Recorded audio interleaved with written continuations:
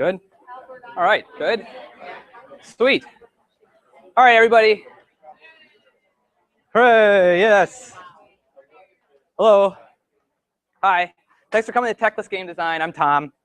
I work for an organization called Foundry 10 with the extremely vague title of Development and Implementation. Basically what that means is I get to come up with cool programs for kids to do, and then I actually get to go run them in schools. We offer, Foundry 10, just for a little bit of context into who we are, we're a not-for-profit educational research organization that looks at non-traditional learning. Video games are a big part of who we are, but we also do hip-hop dance, we have automotive tech, we do martial arts. I mean, the list goes on, but I could take up the whole 45 minutes. But one of the things that we got the opportunity to do was bring a tabletop game design course into a high school classroom. It gave us some insight sort of into what the role of technology is when it comes to designing games and how that can potentially diminish some learning, but also improve others. So what I'm going to talk about today is what do we learn from running a tabletop game design course? How can other people run tabletop game design courses? And really, how do you make it super cool for the kids? So technical literacy is becoming like a bigger and bigger thing in schools. And by the fact that you're all here, you've all acknowledged it. But tech does come with a couple downsides that can be pretty significant. So I've got quotes on all of the kind of header slides. All of these are from students who are talking about their experience after the tabletop games course. We also interviewed them at the beginning and at the midway point, because we are a research firm and we have to produce results. But this is a wonderful quote that I really liked about a student who kind of mirrored my re-entry into board games. Like probably most, if not all of you, I took up board games when I was really, really little with Candyland. And you know, the Gumdrop Forest was like, I mean, I kind of wished I could go live there, but living in reality, I could not. So I kind of designed my own game based around the Gumdrop Forest. And it totally didn't work, and all the mechanics were broken, and you just roll the dice and move down the board, and sometimes you'd fall off. It was basically chutes and ladders. But I made the game, and it was a blast for me to make it, and I learned a lot. So being able to bring this kind of thing into a classroom was very, very exciting for me. Now, recently, the whole face of tabletop games has been completely changed by the invention of crowdfunding. Kickstarter and Indiegogo, in particular, are the two big ones for board games. But basically what it's allowed is for people to go online and say, I want to make this game. And millions upon millions of people can say, yes, I also want you to make this game. Here's $5. And that's changed how people do games. So now games are way more accessible for high school students, for middle school students, probably not elementary students who go on Kickstarter and start their own campaign, but you can still have that design thinking. So we've been using games in education for a long, long, long, long time. It offers all kinds of unique opportunities for different forms of engagement or different types of learning. In many cases, students have been designing games for other students. I mean, it's not uncommon to have an 8th grader be designing a game for use in 6th grade. And recently, you know, we found like this kind of advent of 21st century skills, things like collaboration and teamwork and design thinking and backwards engineering. Games are a great way to accomplish that. So also they're cool, and that sounds super cheesy, but it's true. So we've done a lot with video games. We're currently at the International 5, which is a big Dota 2 competition. And for those of you who don't know, the biggest prize, like the first prize for winning the Dota 2 competition is that your team gets $6 million. The total prize pool is $18 million. So this is not a small thing. In fact, the World Series of League of Legends is watched more than the Rose Bowl. So it's a big deal. Our CEO, Lisa Castaneda, has done work with Portal 2. We've done a ton of work with Unreal Engine 4, and my personal favorite is the Stanley Parable, which is a game where you have to make decisions based on this narrator who's telling you to go one way, but you can choose to go another. So we've done this kind of neat study where we took the narrator voice, which is all male, and replaced it completely with a female voice to see if that changes how students make decisions. Should be an interesting study. I'll let you know how that turns out. But we ran a game, or we, along with my good friend Steve Isaacs here, ran a game design course, and we studied it. What we noticed is that the students said that what they were learning from taking a video game design course was coding, in large part. Things like creativity, you can see critical thinking down there, storytelling and social skills, all kind of fell off. And we wondered why this was, because typically design is a very creative process. You're not, you know, just going to sit there and code out a game if you don't have an idea for what that game should be, if you don't have a story that you're trying to tell. But coding was the biggest one, and then computer skills shortly thereafter. Well, not too shortly, but you get the idea. So when it comes to making games, technology gets all the attention. Everybody points to video games and says, this is what we need to do. This is how we're going to engage students. But you have great tabletop games, great board games, great opportunities for imagination and creativity that exist in the physical realm. And that's what I want to talk about today. So making games has a lot of value beyond just the technical skill. So the other big benefit of tabletop games is that you don't really need to know how to use tech to do it. You can send students off to learn coding a million different ways. They could go to Code Academy. They could go to, oh, what's the other one? Udemy. They could really go anywhere online and learn how to code. I mean, shoot, that's how I did it.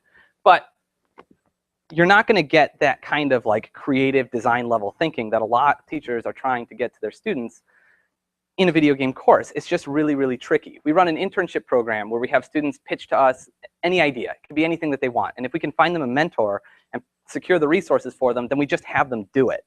We had students designing games in Unreal Engine 4. Now, Unreal Engine 4 is a professional caliber engine.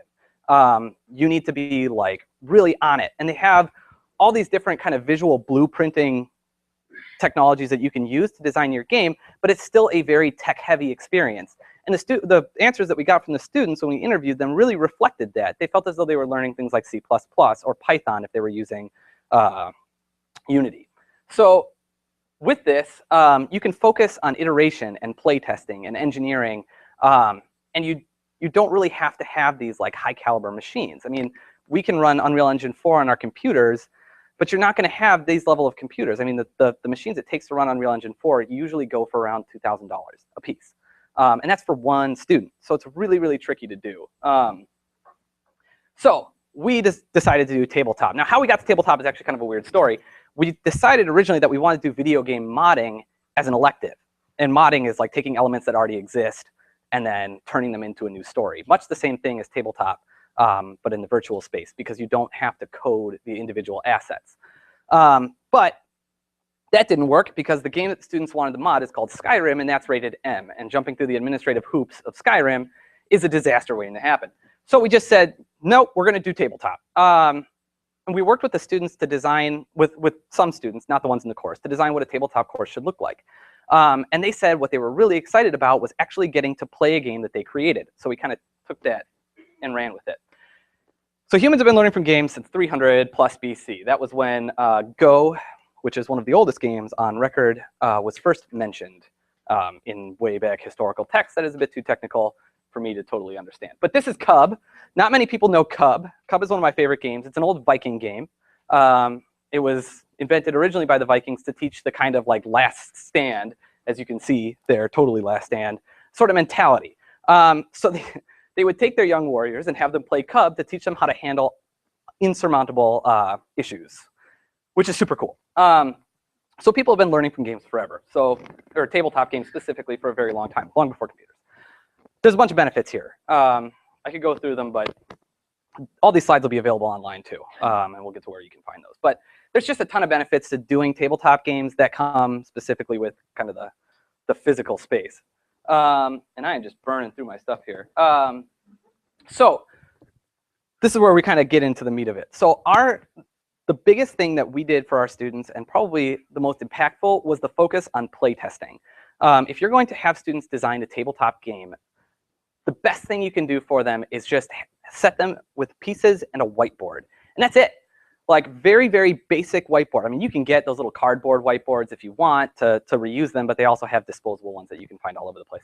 But if you get students with a whiteboard, just a couple of pieces of different colors, and maybe some dice, then you're going to be in wonderful shape. And the thing is, the students will kind of take the lead from here.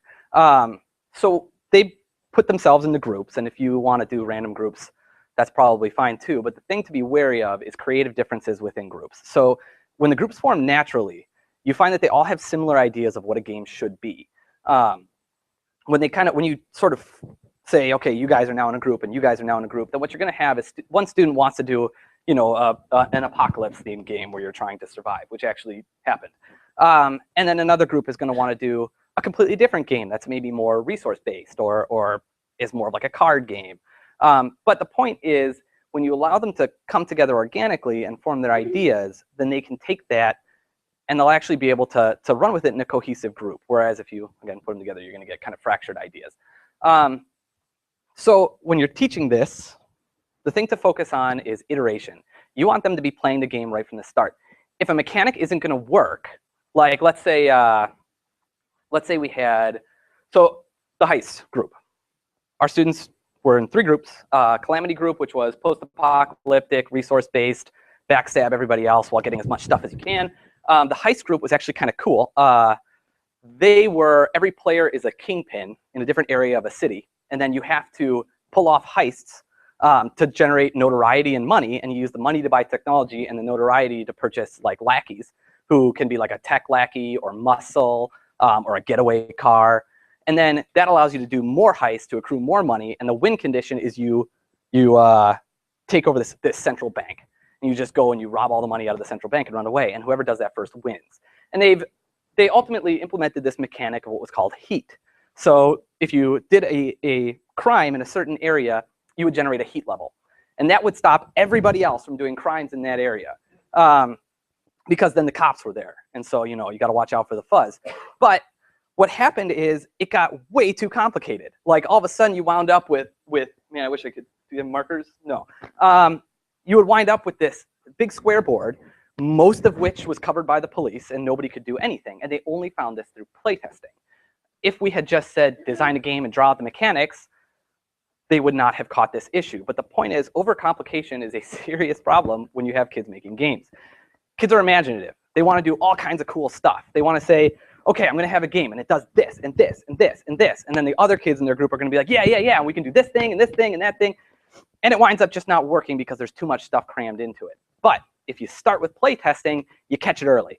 So it's like if a mechanic is not going to function, but they really want it to function, then they can play test it and figure out, okay, what if we implemented it in this way? What mechanics does it conflict with that we could potentially slightly alter? And the big idea, ultimately, which comes, oh, this is more about the physical parts. The big idea, which ultimately comes, is that you want to have them start with like an end condition. So we had a guy come in by the name of Mike Elliott. Now, Mike Elliott has shipped like 50+ board games. He's arguably one of the more successful game designers or tabletop game designers that there is. So we had him come in and talk to us about what it means to make a game. And he said, arguably the best way to start is to figure out what story that you want to tell. And this is where we get into like the super cool part about tabletop games, which sounds really nerdy now that I just said that out loud. But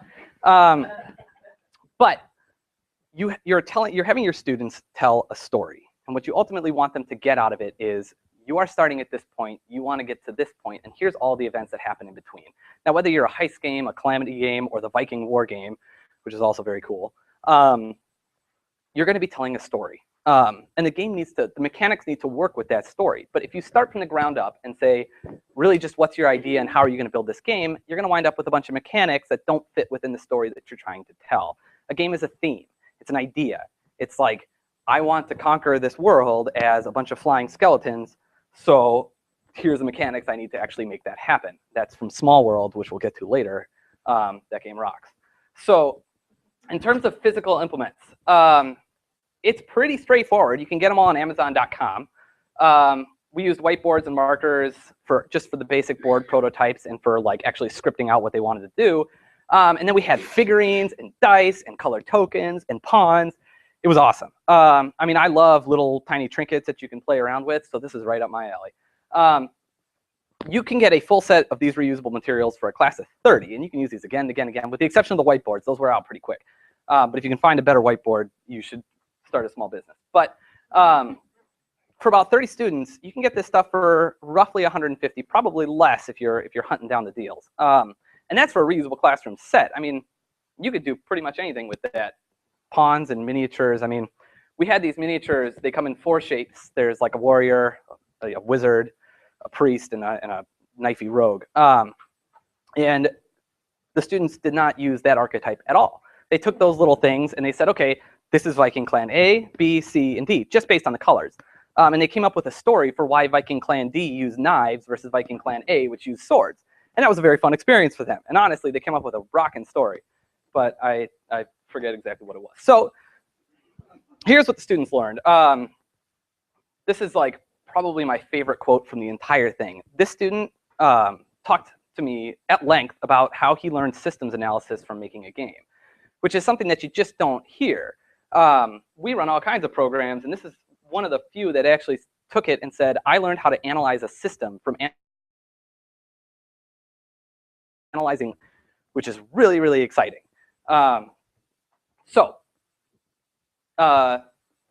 This is a very different approach to games and how they should interact with learning. Designing tabletop games is kind of a neat thing and a little bit different and probably not something that students will expect too much. And it can be implemented really into any subject area, but more on that later.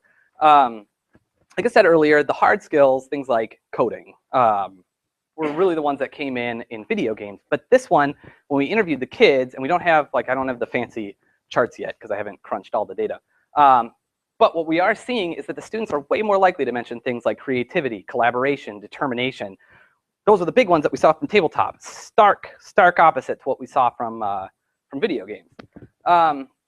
The other thing is the third point there about connecting with their games on a creative level. This is something that I can't speak to enough. When the students felt ownership over their games, over their ideas, there was a lot of compromise that happened within the groups. But when you talk to a group about their idea, and my favorite question that we asked was, would your game sell and why?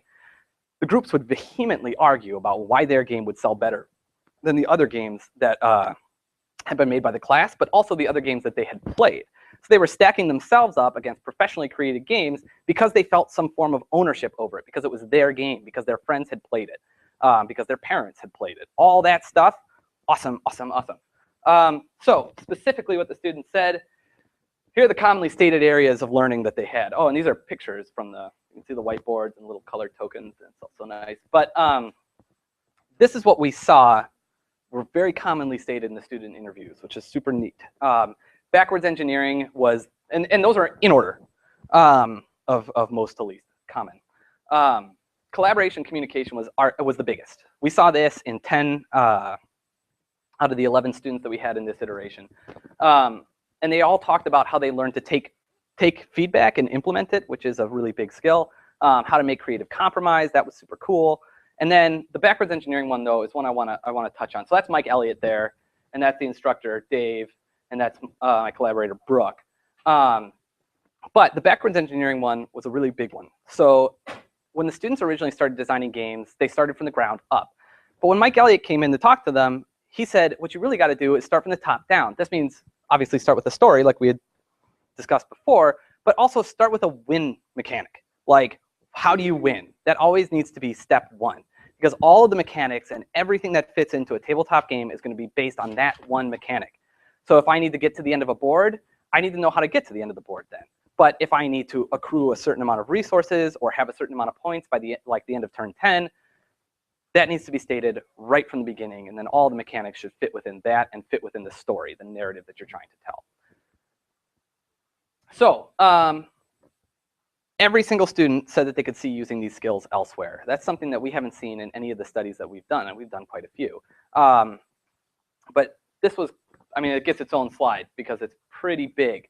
The backwards engineering one is probably arguably the biggest for this, that and collaboration, I guess. I suppose communication is important. But being able to not only learn this stuff and then extrapolate it out into different areas is pretty sweet. And some of what we got from some of the answers we got from the students was like, yeah, I could see using this in a research paper, or I could see using this on other assignments. But even more exciting was we had way more answers that were like, I could see using this in a career or in my everyday life, or this is going to make organizing my ideas so much easier. One kid even said he learned the value of whiteboards. Now, as a huge whiteboard fan, this is very exciting to me. So yes, whiteboards. So here are just a couple more quotes that the students, I'll just give this a sec to be read, but because the type is a little small.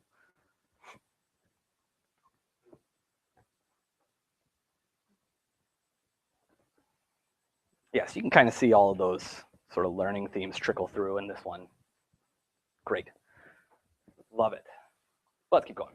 So my favorite question, absolutely my favorite question to ask is, why would your game sell? Because this requires you to think outside of yourself. So we got some interesting, I just smacked my mic. We got some interesting responses here. Our goal was ultimately to see, were students designing for an audience or were they designing for themselves? What we found was about 8 of them out of the 11 would say, yeah, my game would sell because it has this mechanic and this mechanic and that mechanic, and I guess people like those. But 3 of them stated that people like these things, so I designed my game to reflect that. So I dug a little further into this, and I asked them, okay, so what did you mean by that? And then I looked at the pre-post data, and what I ultimately found was that the same students who were talking about empathy and empathetic design at the beginning or at the end of the class were the 3 that were talking about it at the beginning of the class. So right from the start, these 3 had acknowledged designing something for an audience, which is something we've all done. I mean, I did it like last week for this. But you wind up with these students who clearly have like connected with their audience, and you know, serendipitously it was 1 per group who was kind of keeping the focus on the audience. But you want to make sure that students are able to connect what they're doing to the people that they're creating it for. Now, if they're just creating this to be like a mass appeal game, then you have to think broader about what makes a game fun. And then you get into the conversation of what makes a game, and that is another presentation entirely. But it offers up the kind of interesting and in many cases unacknowledged idea of designing something for somebody else. Very valuable skill to have. Super cool to see sort of that empathetic design come through. Oh, this is more, I forgot to hit the slide. Here's basically everything I said. Yeah, so, oh, yes, the emotional intelligence piece. Skipped over this. So, I'm not sure, I mean, hopefully everybody's familiar with the concept of emotional intelligence and being able to interact with people who are feeling different things and talk to folks who are in different mental states. But the idea was when you're talking about designing for an audience, it's not just who that audience is. It's what that audience is thinking at the time of play. If the audience is thinking like, oh crap, I have to learn all these rules, then you got to write a better rule book or take out some of your mechanic. So I mean, how the audience is thinking and what they're doing in the game is every single part of this, of a course in tabletop game design, because you have to be thinking, are people having fun right now? Because if they're not having fun right now, they're going to put your game back on the shelf and never look at it again. So you have to kind of implement that fun. Now, this got into kind of a cool piece that we've discussed with Mike Elliott and some of the other game designers we brought in about, it's super cheesy, but they talk about finding the nugget of fun in every single part of the game. Not just at the beginning, not just at the end when you win and everybody else loses and it sucks for them. It's finding the nugget of fun in every part of the game. Now, if you can create a game where somebody can lose and say, hey, I really enjoyed that, you're in the wrong profession. Because that is a big deal, but it's something that students try to find really, really hard. So definitely make that part of the overall discussion. Good? Sweet. So here's just a couple of other interesting points. These are things we saw less commonly, but are still very neat. Students learned a lot from the expert visitors we brought in. We had an artist and 2 designers that we brought in to talk to them. And the reason we brought in the artist is because the students were starting to get into like, okay, my game is at the point where I could actually make a prototype and stop using these stupid little colored pawns. So we had talked about maybe having them 3D print pieces, but that's kind of tricky to put together when you have a whole bunch of customizable pieces and the students don't really know how to design stuff in CAD software quite yet. So we weren't really able to get prototypes created, but they still worked with the artist and talked about what makes game art good. So you can take that and extrapolate it to every single part of the game design, what makes it good, and bring in somebody to talk about it. But or you can talk about it yourself. It all works. But the students really enjoyed having that expert kind of opinion. So start with the story you want to tell and build down from there. We've touched on that. And then this is a big point. A lot of the students mentioned that they really enjoyed seeing the industry of game design because a lot of them are interested in game design because let's face it, it's a lot of fun. So if you can expose them to the industry, do it. I mean, show them things like Kickstarter and how people are taking their board game ideas and actually getting them funded and then making them. Show them how the game design industry really works. And the cool thing about this is that because game designers are so prevalent, it's really hard to live in an area that doesn't have at least one. And he or she might not be the most socially apt person, so maybe you want to interview them first. But reach out, find people, go to game shops, see if there are game nights. Like you can find these folks all over the place, and at the very least, they can show you games that you didn't even know existed. I mean, I could go online and find hundreds of games that I've never heard of, and I love board games, and I play board games every week. but I still find new ones all the time. So I mean, if you're out there and you're looking, you can find not only the games, but the people. So, running tabletop. This is a pretty sweet quote too. It really kind of outlines the importance of actually testing the game, and there is many reasons to do it. So if you're looking to get it started, really low technical barriers, not difficult at all to start. You don't even have to be good at drawing, just pretty sweet. That is wrong. It's actually under 150. That was before I looked back, not including the whiteboards. Important point there. It's super flexible. So I think I've got that on in 2 slides. We've seen tabletop games used in a variety of different settings. I'll get into what exactly those are, but it's pretty cool. We work with a guy by the name of Pete Pellegrino, and Pete uses games to demonstrate World War II. He works for the Naval War College. He's really cool. If you can, look him up. So yeah, I have a full resource list, like all the stuff that I bought for my course, and links to it on Amazon at that web address. So if you're interested, hit it up. I also have a bunch of games that I really like, and a bit about them, what they are. So here you go. And that link is at the end of it too. So start with play, and then just keep going. Keep doing play.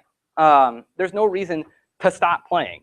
So you spend the first few sessions with just fun games. I've got some good ones on that webpage that you could start with.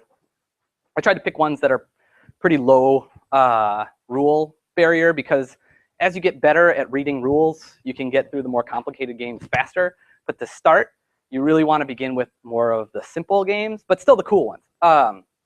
So those are all on that site. Getting to internal playtesting quickly is critically important. If you just have students sitting around talking about what rules and mechanics they want to implement and not actually seeing them in action, you're going to get them, they're just going to disconnect. Because then the ideas aren't as shiny and cool, not as much fun to think about, and when you can't see it in action, really what's the point?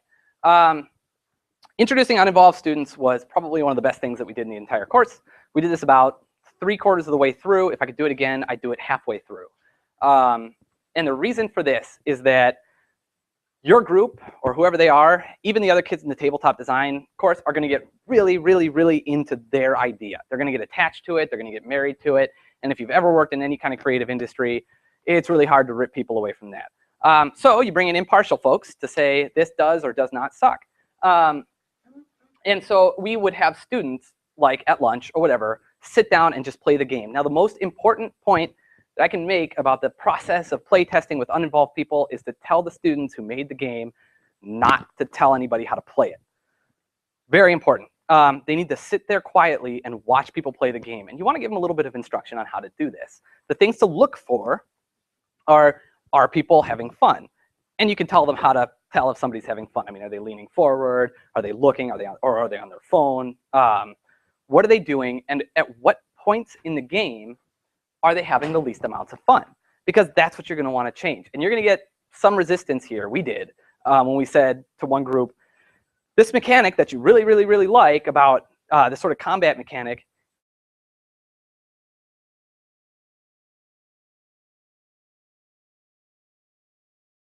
is not where they're different Viking clans fighting over pieces of land. But the way they had implemented it, which was kind of like this tug-of-war push-pull thing, just didn't work. So essentially what they had to do was go back into their mechanic, and if they really wanted to keep it, then they had to find other things to cut or a way to make it fit. And so when you're looking at this game, you can kind of see the parallels to really any job, where it's you have something, it doesn't work, you have to figure out how to make it work. So what do you cut, what do you change, and how do you engineer it? Game mechanics are no different. And it was really, really fun to see kids engage in this process in a way that had them not only laughing and enjoying themselves, but also getting into heated conversation. I mean, a little bit of conflict is a good thing for students during this kind of a process. And they should get into conflict, because the idea of creative compromise is also a big, big, big benefit of using tabletop. So here are some awesome tabletop games that you can play. Again, these will all be on the website. Gloom is arguably my favorite one up there. So Gloom is a very basic little card game that you play. It's for 4 players. Every player gets a family. And your objective is to make your family as miserable as possible while making everybody else's family very happy. So things like weddings, you would play on your opponents. So it's like so-and-so gets married to this person, they both get happy. So the objective of the game is to make your family miserable, and then you kill them. And they just, if they die miserable, then you win. So yeah, I know, it's a great game. Now the cool thing about Gloom, and I'm just gonna, just for a second longer, the cool thing about Gloom is that all the characters have terrible things happen to them, but those terrible things aren't explained. It's always like, was beaten by badgers. Well, you don't know why they were beaten by badgers. So part of the game is that you have to come up with a reason for why your character was in a time and place where they would get beaten by badgers. And so what you wind up with is these huge narratives that span these stories that you could basically turn into a Wes Anderson movie. So we also have Equinox. That's also a pretty friendly one. A little bit more complicated are Small World and Dominion. Small World is a fantasy conquest game. This is the game I was talking about with flying skeletons. It's awesome. Very, very simple and pretty easy to pick up, but takes a bit more time. Dominion is a super popular card game. You build a deck out of cards that are available to everybody, and you try to build a better deck than everybody else. And then there's the Resistance. Now the Resistance is not really like a traditional board game. There's no board. It's like Mafia. Anybody played Mafia? Or Werewolf, yeah, or Werewolf. You got like a whole bunch of Resistance members. Some people are spies, and you don't know who those people are. You got to try to logic it out. Whereas the spies have to use deception and general sneakiness to not be found out. So these games all give a good example of gameplay, but what you really got to focus on when you're having students play these, if you do, and definitely have students play games early on, is they have to see what mechanics work. Evaluate the games. What makes this game fun? What mechanics specifically are enjoyable? Where is the most fun part of the game? Because every game has a part that is the most fun. And that's wonderful. But if you can start to get at that, then they can take that stuff and strip it out and use it in their games. Because when it comes to games, there's really no original ideas anymore. You can have cool stories and mechanics used in interesting ways, but if you really dig into it, you can find those mechanics elsewhere. So it's a great place to start. Just like web design, steal, steal, steal. So adapting. This is something that we got a lot of questions about because we did tabletop for the sake of tabletop. But doing tabletop for the sake of English or history or social studies is definitely possible. It's super, super flexible. There's a guy by the name of Pete Pellegrino who I talked about before, and I can't praise him highly enough. He is from the Naval War College, and what he does is this thing called Sink the Bismarck. Sink the Bismarck, yes. So in Sink the Bismarck, you have teams, essentially, that are one person is the captain, and then you've got your officers. You got a weapons officer, you got a navigations officer, you got a communications officer, and they all make recommendations every turn, but as the captain, you can only pick one. And so your objective is to sink the Bismarck, and the Bismarck's objective is to not get sunk. As you would figure, that's kind of how warfare works. But you wind up with this really, really cool situation wherein, what if the Bismarck gets sunk? What happens? Like, what do you do with your captain? What happens in the war? Can you extrapolate out past, like, just general history? So, like, if you were, I know one thing that he does, and I'm trying to remember this properly, but I know that one thing that he does is he will set up games where the players are taking, like, you've got one side who's the Allies, and you've got one side who's the Axis. If you ever played Axis and Allies, that's a great game too. But if the Axis wins, the game has to include like a history extrapolation. So like, what would happen if the Axis won this big significant battle? Which is really, really awesome for that kind of like speculative history sort of thing. So just an example of how you can adapt it. Monopoly, as some of you may know, was originally conceived of in the Great Depression. And a lot of teachers use that to kind of like show this is the mentality of people in the Great Depression. You can talk a lot with games. I mean, games give a great snapshot of what life was like in that time. Take the Viking game, for example. You had to have your fledgling Viking warriors. You had to be able to trust in them to not run away when the situation got dire. So Cub was designed to give them an idea of how to function under pressure. But still, you get a snapshot of what Viking culture was like based on the games that they used. Same idea. Chess, the exact same thing, although that's more skills-based. Great for logic. I am a huge chess fan. There's a lot of studies that use chess to look at what's called a next best move, where you show them a static board and you say, where would you move and why? So that's super neat. So it doesn't just have to be, the point is, it doesn't just have to be making games. You could also be playing games. If you wanted to do some kind of like historical relevance or skill relevance, there's specific games that you can use for that, but you kind of got to know where they are. So last, make use of local communities. This is a big, big deal. There are game communities everywhere. I mean, as the keynote Sheehy said, actually, now I forget the quote. But so I was trying to, never mind.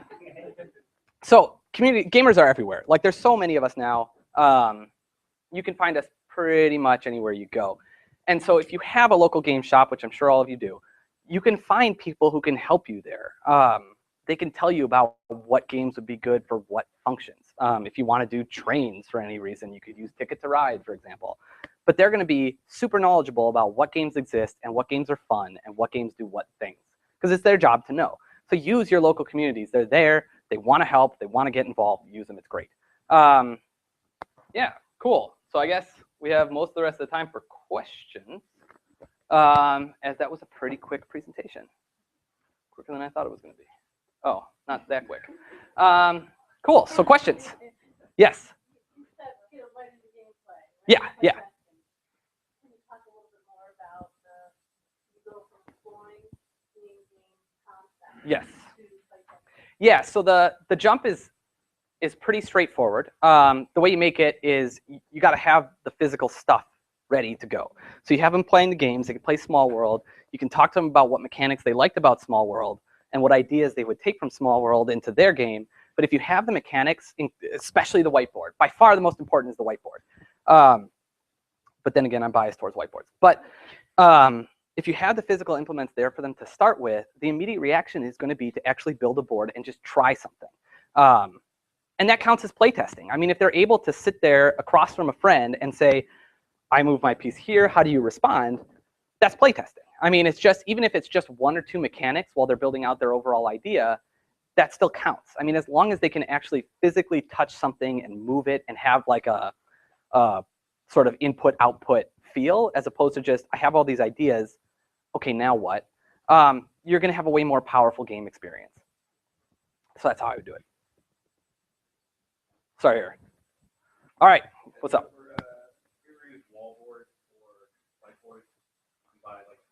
Like like this? Like the painting? No, you can buy at a hardware store. You can buy cheap. It's called wallboard. It's basically a whiteboard, but it's for bathroom paneling, and it's a 4 foot by 8 foot sheet for like $9 a sheet, and they'll cut it for you to any size you want. Yeah. Yeah. That's a good idea. Use it. We'll get to you next. Real quick, there's more of that data, like how to get cheap stuff. Local thrift store usually has board games just on a shelf. You can buy them for $1 or $2. Just get all kinds of pieces. And hobby stores, arts and craft stores. Yeah, eBay. eBay is great as well. If you don't if you're okay with some of the corners being frayed on the boards, obviously that makes an enthusiast like me cringe. But if you're cool with it, then you can find pretty much anything on eBay. I mean, Small World retails for about $45. So that alone, you could get most of the supplies that you would need for the entire course. So if you go on eBay, though, you can find it for closer to 10. And that game rocks. So get it. Small World. Yeah, so okay, gonna nerd out a little bit. So the way Small World works is you got a whole bunch of fantasy races and a whole bunch of like special powers, and then your objective is to take as much of the map as you can and hold it for as long as possible. And so you have to kind of, there's a lot of decision making that goes into it, but it is a blast to play. I'd recommend it to everybody. Sorry, what? It has a long learning It's curve. medium. It's pretty easy to pick up, I guess. And I can speak that and begin my question. So Small World's got a digital game, an iPad. Yeah. It's really awesome, and so it can be bounce back and forth, which leads into my question.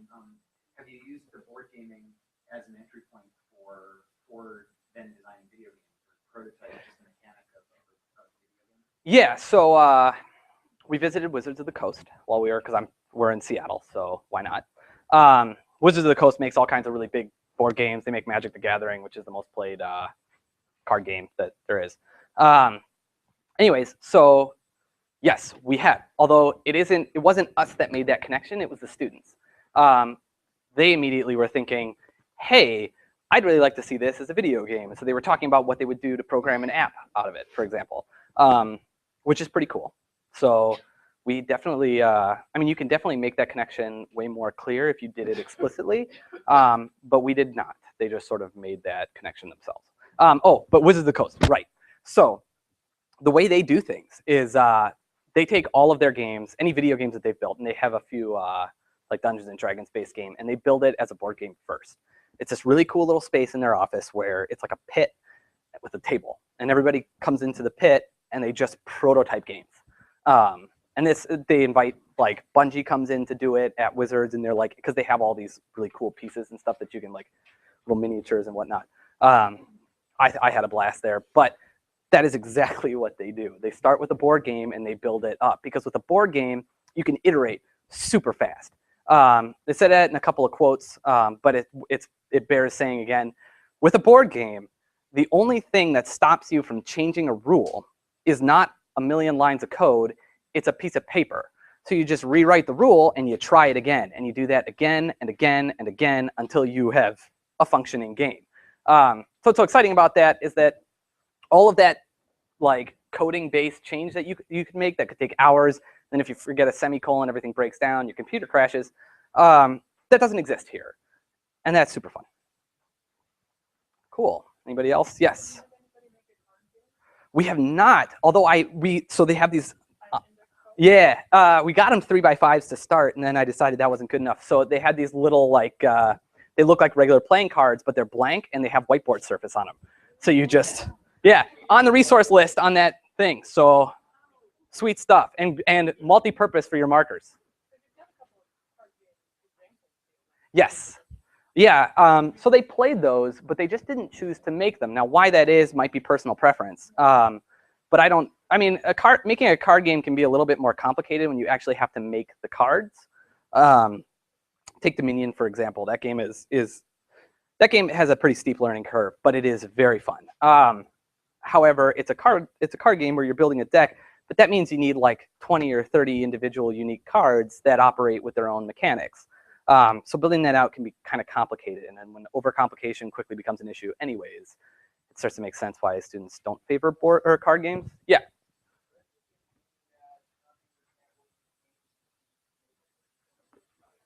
Oh, where can you find the students' games? Oh, so those aren't currently available. And the reason is like at Foundry 10, any IP that's developed by the students is the students. So exactly. So if they go off to Kickstarter, I'll let you all know. But you know, don't hold your breath. Although I would like to actually be able to publish them. I can give you a brief overview. So the Viking game was you select a Viking clan and you're actually on Scandinavia, like the larger Scandinavia, which includes parts of Europe and parts of its own islandy thing, peninsula. And so this was a bit more basic, where you would get resources until you could build an army, and then you go on the conquest.